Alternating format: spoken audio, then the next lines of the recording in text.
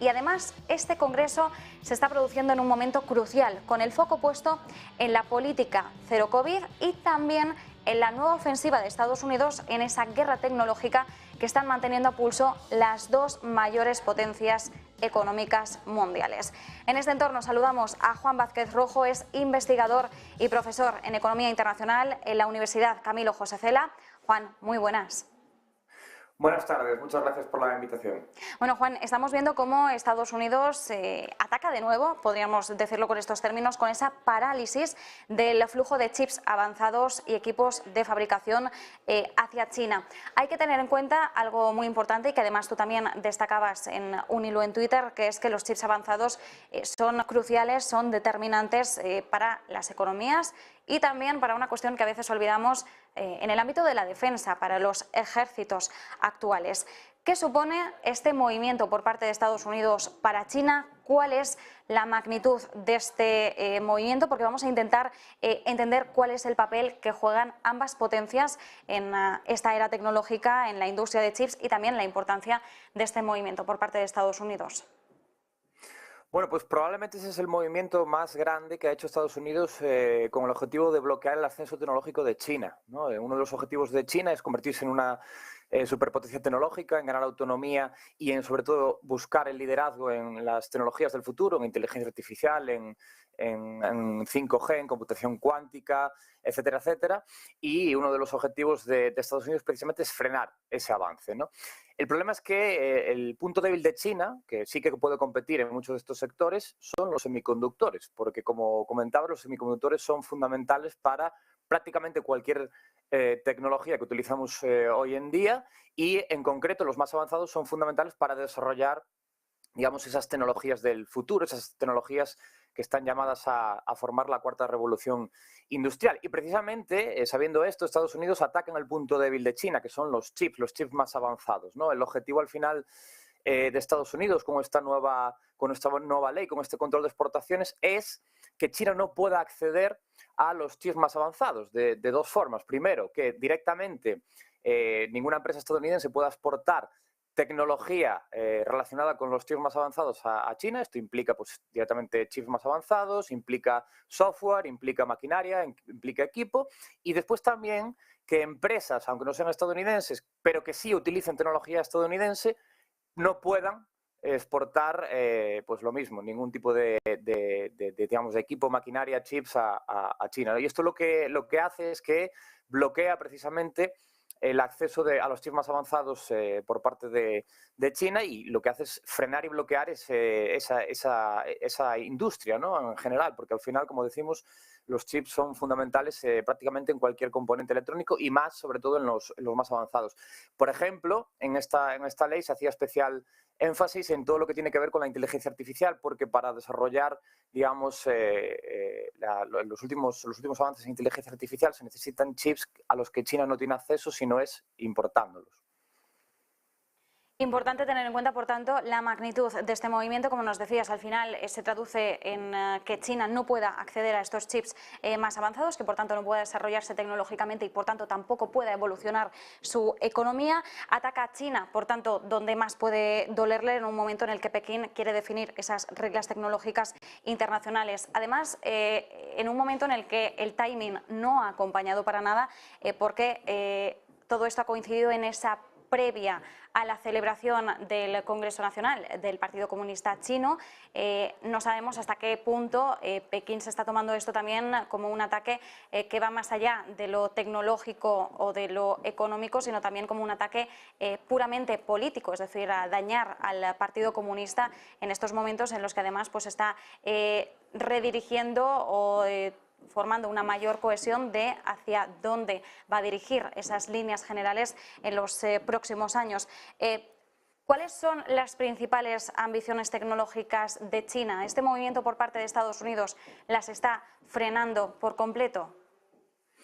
Sí, no por completo, pero sí que está afectando mucho. Realmente lo que está buscando China es cambiar su modelo productivo, que históricamente estaba muy vinculado a la exportación de bajo valor añadido y a la inversión en infraestructuras y la construcción, hacia uno en el que pues, pueda desarrollar sobre todo una industria de más valor añadido vinculada, como decía, a la cuarta revolución industrial.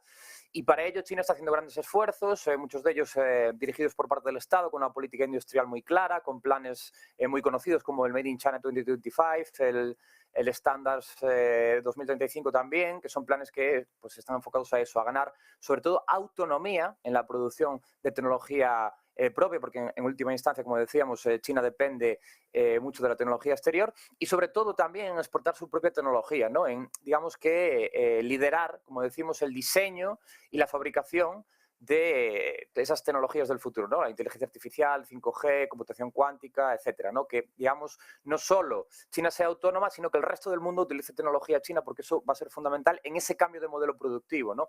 Claro, si justo el punto débil de China son los semiconductores, que son, digamos, una pieza clave en cualquier tipo de tecnología actual y tecnología del futuro, el bloqueo del acceso a los chips más avanzados lo que hace es retrasar ese avance de China, ¿no? Y que afecta en varios ámbitos. Primero, en las ambiciones de China de convertirse en una superpotencia tecnológica, de tener un impacto muy fuerte a nivel mundial, incluso de pelear la hegemonía mundial de tú a tú con Estados Unidos, y también en sostener el crecimiento de China en el futuro, ¿no? En ese giro, en ese cambio que quiere dar el gobierno chino de un modelo que está, digamos, tocando ya sus límites, que, como decía, estaba vinculado a la exportación de bajo valor añadido y a la inversión en infraestructura, construcción, etcétera, a uno que pues dependa más del alto valor añadido y que bueno, permita, digamos, asentarse en las tecnologías del futuro, ¿no? Eso al final está siendo frenado, ¿no? Por lo menos a corto plazo va a ser más lento ese avance, ¿no? Veremos ahora cuáles son las represalias del gobierno chino. Obviamente, esto va a estar totalmente presente en el Congreso y al final lo que va a buscar China es acelerar ese proceso de buscar una mayor autonomía tecnológica precisamente para evitar estos impactos que vengan desde Estados Unidos y también desde de los aliados de Estados Unidos. Tener en cuenta otro jugador importante como es Taiwán. Conocemos ampliamente la experiencia del país en la producción de semiconductores. Es más, una compañía como Taiwan Semiconductors es de las que normalmente seguimos muy de cerca también para tomar el pulso de cuál es la situación del sector en su conjunto.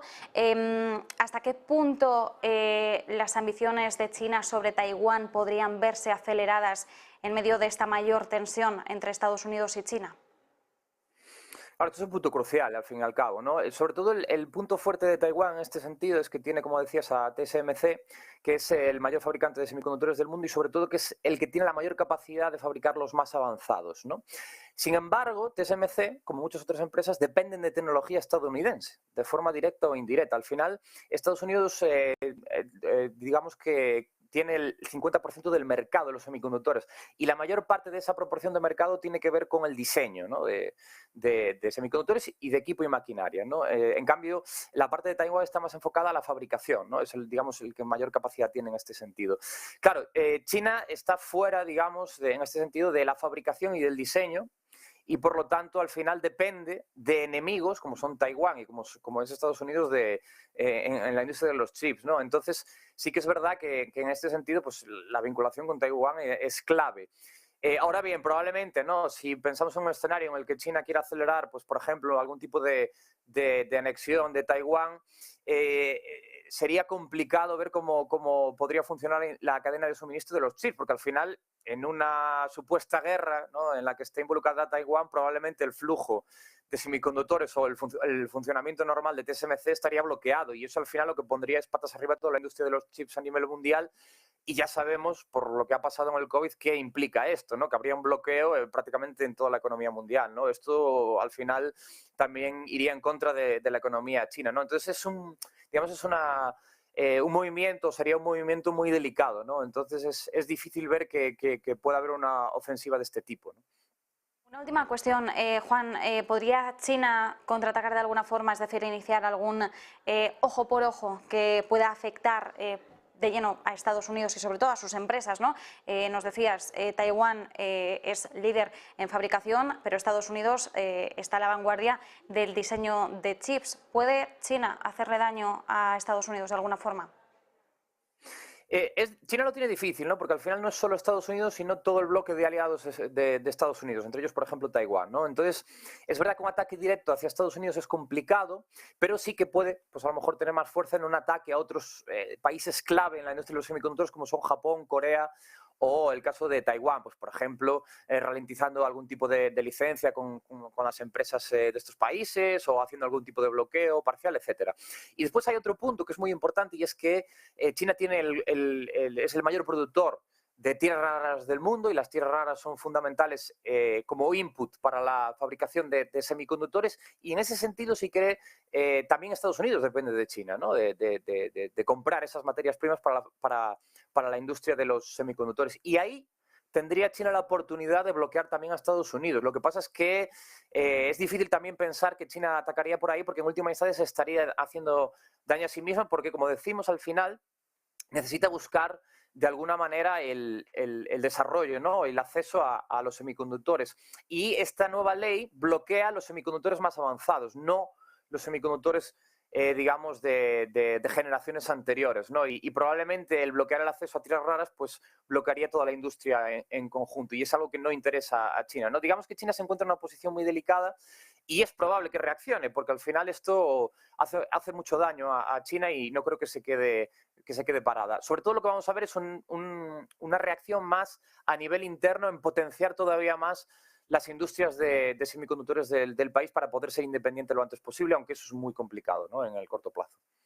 Pues nos quedamos con esas claves. Muchísimas gracias, Juan Vázquez Rojo, investigador, profesor en Economía Internacional en la Universidad Camilo José Cela. Un placer. Muchas gracias a vosotros, un placer estar aquí.